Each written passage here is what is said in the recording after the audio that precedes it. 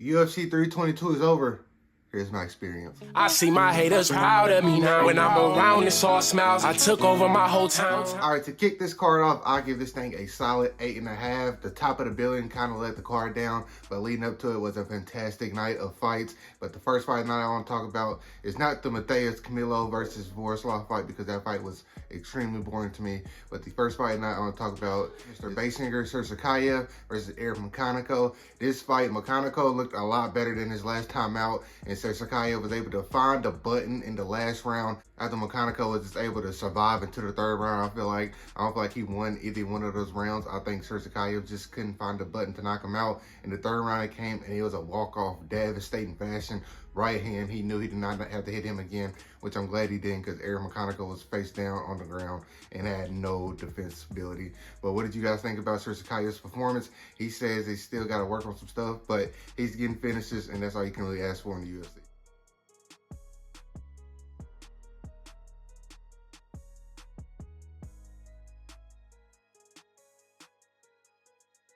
Following that fight, we have Fatima Klein fighting for a ranking against Angela Hill. Fatima Klein looked phenomenal the entire time.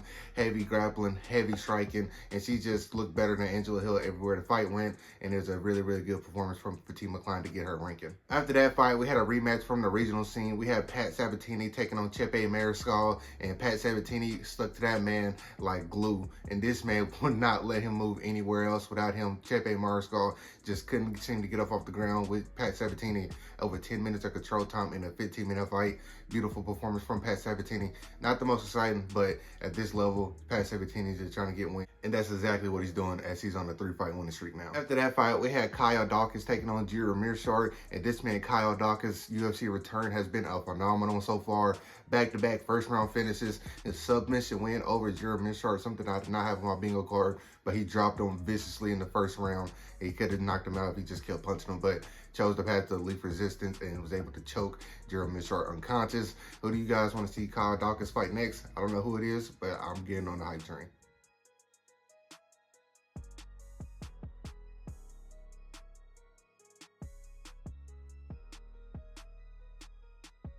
In the showcase fight of the night, and it showcased the wrong person, we have Ethan Ewing taking on Malcolm Bullmaker. And the crazy thing about this fight is, I think if they rematch 10 times, Ethan Ewing probably wins 9 out of 10 times. This man just looked better every single step of the way. He looked faster, he looked sharper. Probably didn't have as much power as Malcolm Bullmaker, but it doesn't matter if you can't land the power. Ethan Ewing put on a clinic against Malcolm Bullmaker. I want to say 3-0 on him. This fight was not close. It did not look close. Malcolm Bullmaker had a rocket ship strapped to his back, and it looked like it just crashed after takeoff. And I'm pretty sure Malcolm Bullmaker is a lot better than this. I just think Ethan Ewing was a really, really good fighter from the regional scene who probably should have been in the UFC. But this man, Ethan Ewing, just kind of took Malcolm Bullmaker's hype, and I cannot wait to see what he does with it, because he should be a very, very fun fighter going forward. Malcolm Bullmaker is not a fraud. I just think he fought a really good Ethan Ewing. What did you guys think about this performance? Aaron Blanchfield taking on Tracy Cortez, and I'm not gonna lie, Aaron Blanchfield's game plan in the first round was kind of confusing to me. She didn't shoot for a single takedown. She just kept it standing and said, you know what, I can stand with you if I want to. But in the second round, got her down to the ground, was able to get her in a nasty choke. Tracy Cortez had no choice but to tag or go to sleep. And Aaron Blanchfield makes that 2 in a row with her first win in his streak being Rose Namajunas. I think Aaron Blanchfield is looking for a title shot probably in her next fight or a #1 contenders fight.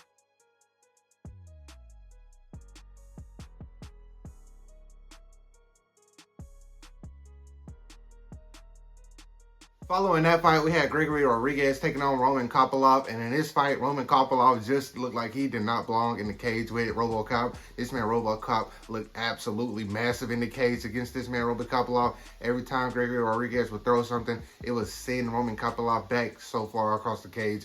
It's just like he did not want to get touched by him. And I can't blame him, because what he did to Jack Hermanson, I'm pretty sure can happen to any middleweight on the roster. And Roman Kopylov did not want to be added to that highlight reel, and he just didn't have the power to fight it back and knock him back and just keep him off of him. RoboCop wins a unanimous decision, and he won it pretty easy. In the prelim main event of the night, we had Mr. Bo Nickel taking on Rodolfo Vieira, and this is the type of fight that Bo Nickel needed to have, because if you're going to be an asshole, be an asshole that can put people out cold, and that's exactly what Bo Nickel did. He was cruising the first 2 rounds, and then the 3rd round found a home for a head kick that put Rodolfo Vieira out cold. Fantastic performance from Bo Nickel. That's what you want to see from somebody like a Bo Nickel, and I think his hype is going to pick back up tremendously, and I don't know who he gets next, but I can't wait for it.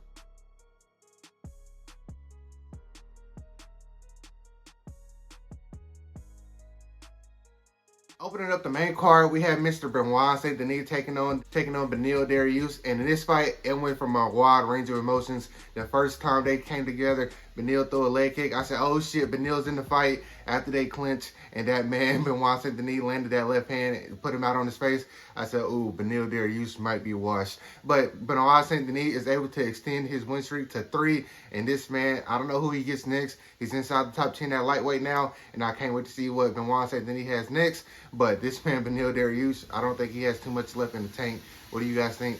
Let me know.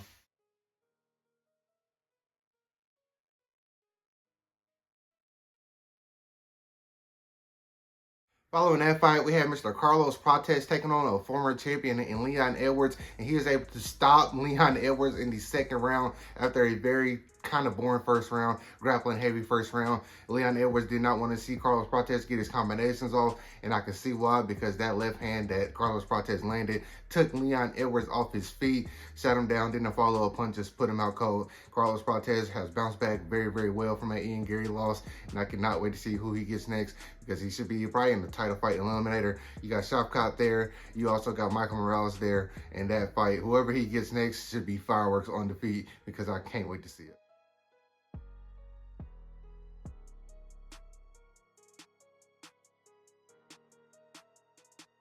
And speaking of Michael Morales versus Sean Brady. Michael Morales goes in there, hand hunts him, and this man's stance was built for a takedown attempt. Never came. Michael Morales just stayed out there, stayed long, and found a home for his combination, and he was able to just put Sean Brady down. And if the ref didn't stop in and stop that fight, it would have been a long 30, 40 seconds for Sean Brady. This man, Michael Morales, is an absolute animal, undefeated, and hasn't really had a close fight. And I can't wait to see what Michael Morales gets next. Probably in the title fight eliminator. You got Shavkat there. You got the new champion, Islam Makhachev, but Islam Makhachev said he wants Kamaru Usman out of everybody, which is kind of weird, but not for him. I think that'd be an easier title defense for him.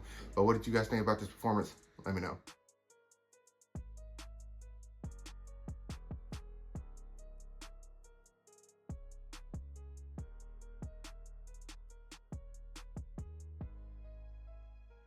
In the co-main event of the night, we had the pound for pound #1 and #2 going at it, and this is the reason why weight classes exist. Valentina Shevchenko versus Weili Zhang. This woman, Valentina Shevchenko, literally dominated this entire fight. Weili Zhang didn't get anything off against Valentina Shevchenko. Valentina could probably fight next month if they needed her to. This woman just absolutely dominated the 2nd-ranked fighter in the world in women's MMA, and she did it without look like she broke in a sweat. This woman, Valentina Shevchenko, is special, and she is up there in the GOAT talks, but I think it's kind of cemented that she can't go higher than #2, because Amanda Nunes did beat her twice. Even though the first fight was extremely close, on the record books, it is 2 losses to Amanda Nunes, but Valentina Shevchenko, very dominant performance at UFC 322. Not the most exciting, but she's a champion for a long time now. What can you expect? In the main event of the night, it was a lot of the same thing as the co-main event. Absolute domination from the lightweight champion moving up to welterweight.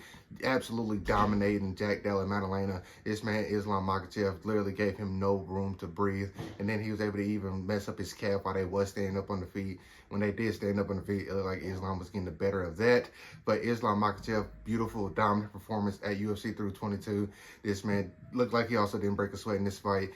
2 division champ, and his spot in the history books is forever cemented. What did you guys think about UFC 322? What was their big surprise of the night? What was their biggest upset of the night? Let me know down below in the comments. And like always, if you enjoyed the video, please make sure you like, comment, subscribe. Bigger people, peace.